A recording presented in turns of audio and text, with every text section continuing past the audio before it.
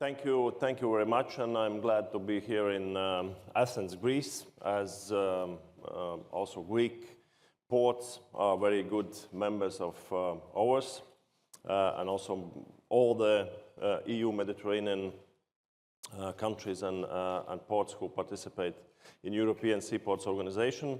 As an organization, we are based in Brussels, but we gather, I would say, all major port players across the European Union, member states, and as we say, so we represent also the port countries in this essence. It's not just about individual ports, but it's about countries they are in. And of course, over what we do, we try to make port business better place in Europe and to make European ports and European port industry more competitive, more sustainable, and better contributing to development of our continent and union as such. So that's very brief, but of course most of it is related to also part of lobbying in Brussels, and definitely legislative part and regulatory part related to the ports and maritime business is absolutely essential for time being. So we go straight to the to the point. If we talk about the ports, maybe one thing what I want to mention is also that time starts to turning faster. It's not just for every one of us, but it's also definitely for ports. If you take a few decades ago, ports were somewhere hidden behind the fence and doing their logistics and cargo business.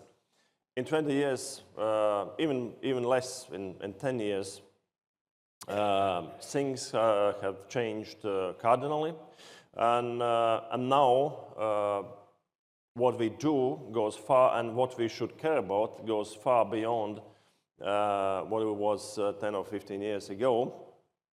Just organizing a logistic chains and the cargo flow. Although still we keep our roots, meaning that most of the things we use and wear are brought to us by the maritime routes, and that means that through ports. But on the other hand, also the challenges which are now on the table, they straight affect also port industry, and with a focus on being sustainable as a continent, as a countries. Green transition, energy transition, security, military dimension, military mobility dimension, all these challenges are absolutely essential for European ports, and also, my colleague absolutely can assure that it's also absolutely essential and crucial for Mediterranean region. And I can mention only a few of those, like onshore power supply, which becomes mandatory by 2013 in the ports and on a particular regular shipping traffic. At the very beginning, it was thought that it's very related just to the ports and the ships, but on the other hand, now it turns that at that time when it was adopted, such things as a grid capacity, availability of power, and also price on electricity, which is, okay, it's an open market in EU, but it's very diverse and very different across the European Union. It plays absolutely crucial role in developing this. That means that it's far beyond the hands of each and every port authority. Energy transition, we've been speaking, many times we speak in general, so energy transition, new fuels, new fuel infrastructure. In reality, if we talk about the ports, that goes and comes to very specific infrastructure and specific challenge. Everyone is talking to being energy hub. That's true.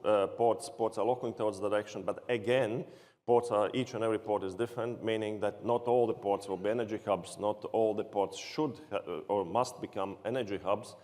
And also, if you talk about the fuels, also all the list, and it's clearly known also for shipping industry, the list is open, so it's not fixed. The list is open. That means that all options, the ammonia, methanol, maybe methanol is going ahead, ammonia, methanol, biomethane, synthetic fuels, they are all on the table, and technologically they are not fixed. That means that it also brings kind of uncertainty. Emission trading schemes, absolutely crucial, I think, for Mediterranean region. I think we need to think how we get the best out of it, not in order to end up with carbon leakage and also investments leaking European Union.